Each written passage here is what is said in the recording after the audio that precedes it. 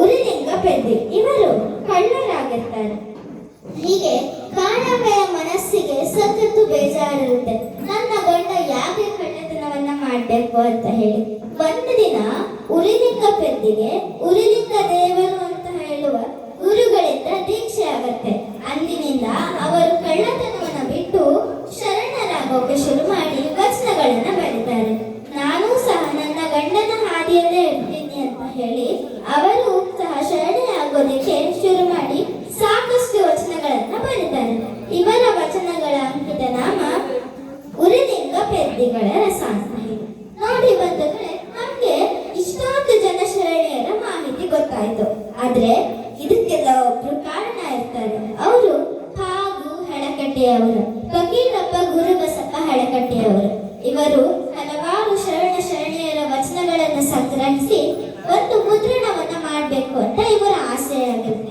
ಇವರು ಧಾರವಾಡ ಜಿಲ್ಲೆಯವರು. ಇವರು ಬಿಜಾಪುರದಲ್ಲಿ ವಕೀಲರಾಗಿರ್ತಾರೆ. ಇವರು ನಾನು ವಚನ ಸಾಹಿತ್ಯವನ್ನ ನನ್ನ ಮುಂದಿನ ಪೀಳಿಗೆಗೆ ಕೊಡ್ಬೇಕು ಅಂತ ಹೇಳಿ ಮನೆಗೆ ಸುತ್ತಿ ಮಠಗಳಿಗೆ ಸುತ್ತಿ ತಾಳೆಗರಿ ಪುಸ್ತಕದಲ್ಲಿರುವಂತಹ ವಚನಗಳನ್ನ ಒಂದು ಮುದ್ರಣ ಮಾಡಬೇಕು ಅಂತ ಅನ್ಕೋತಾರೆ.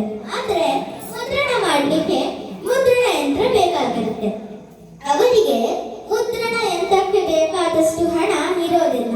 ಅವರು ವಕೀಲರಾಗಿರೋದ್ರಿಂದ ವಕೀಲ ದುಡ್ಡಿಂದ ಬಂದಂತಹ ದುಡ್ಡಿಂದ ಅವರು ಒಂದು ದೊಡ್ಡ ಬಂಗಲೆಯನ್ನ ಕಟ್ಟಿಸಿರ್ತಾರೆ.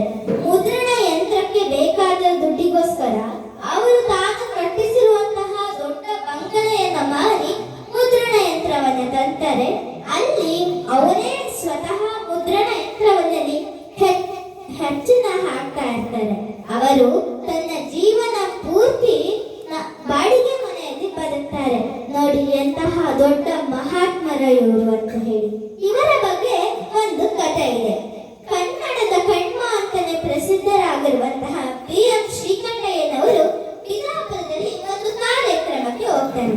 ಆ ಕಾರ್ಯಕ್ರಮದಲ್ಲಿ ಇದ್ದಂತಹ ಒಬ್ರು ಹೇಳ್ತಾರೆ, ನೀವು ಬಿಜಾಪುರಕ್ಕೆ ಬಂದಿರ್ತೀರಾ, ಇಲ್ಲಿ ವಿಶ್ವವಿಖ್ಯಾತಿ ಗೋಳ ಗುಮ್ಮಟ ಇದೆ, ನೀವು ಅದನ್ನ ನೋಡ್ಲೇಬೇಕು ಅಂತ ಹೇಳಿ ಹೇಳ್ತಾರೆ.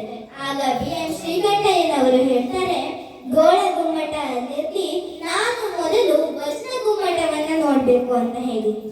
ಹಾಗೂ ಹಳಕಟ್ಟಿಯನ್ನ ಇವರು ವಚನ ಗುಮ್ಮಟ ಅಂತ ಹೇಳಿ ಕರೀತಾ ಇರ್ತಾರೆ. ಇವರು ಹಾಗೂ ಹಳಕಟ್ಟಿಯವರ ದರ್ಶನವನ್ನು ಮಾಡಿ ಅವರ ಜೊತೆ ಸ್ವಲ್ಪ ಹೊತ್ತು ಮಾತಾಡ್ತಾರೆ. ಇಂತಹ ಮಹಾತ್ಮರನ್ನ ನಾವು ಯಾವಾಗಲೂ ನೆನಪಿಟ್ಟು ಬಂದೆವು. ನಾನು ಹೇಳ್ದಂತೆ ಶರಣರು ಮತ್ತು ಶರಣೆಯರ ಜೀವನ ಅತ್ಯಮೂಲ್ಯವಾಗಿತ್ತು. ಅವರು ಕೇವಲ ವಚನಗಳನ್ನ ಬರಲಿಲ್ಲ, ಅವರು ಆಡಿದಂತೆ ನಡೆದ್ರು, ಬರೆದಂತೆ ಬದುಕಿದ್ರು. ಅವರು ಬರೆದಿರುವಂತಹ ವಚನಗಳಲ್ಲಿ ಇರುವಂತಹ ಸಂದೇಶಗಳನ್ನ ನಾವು ನಮ್ಮ ಜೀವನದಲ್ಲಿ ಪಾಲಿಸಿದ್ರೆ ನಮ್ಮ ಜೀವನ ಭಗವಂತನೇ ಮೆಚ್ಚುವಂತಹ ಜೀವನವಾಗಿ ಇರುತ್ತೆ. ಪರಮ ಪೂಜ್ಯರಾದಂತಹ ನಿರಂಜನ ಪ್ರಣವ ಸ್ವರೂಪಿಗಳಾದಂತಹ ಡಾಕ್ಟರ್ ಬಸವ ಮರುಳಸಿದ್ದ ಸ್ವಾಮೀಜಿಗಳ ಪಾದ ಪದ್ಮಗಳಿಗೆ ನಮಸ್ಕಾರಗಳನ್ನು ತಿಳಿಸ್ತಾ ಈ ಕಾರ್ಯಕ್ರಮದ ಆಯೋಜಕರಾದಂತಹ ಸುರೇಶ್ ರಾಮರವರಿಗೂ ಸಹ ನಮಸ್ಕಾರಗಳನ್ನು ತಿಳಿಸುತ್ತಾ ವೇದಿಕೆಯಲ್ಲಿ ಆಸೀನರಾಗಿರುವ ವೇದಿಕೆಯ ಮುಂಭಾಗದಲ್ಲಿ ಆಸೀನರಾಗಿರುವ ಸರ್ವ ಶರಣರಿಗೂ ಶರಣ.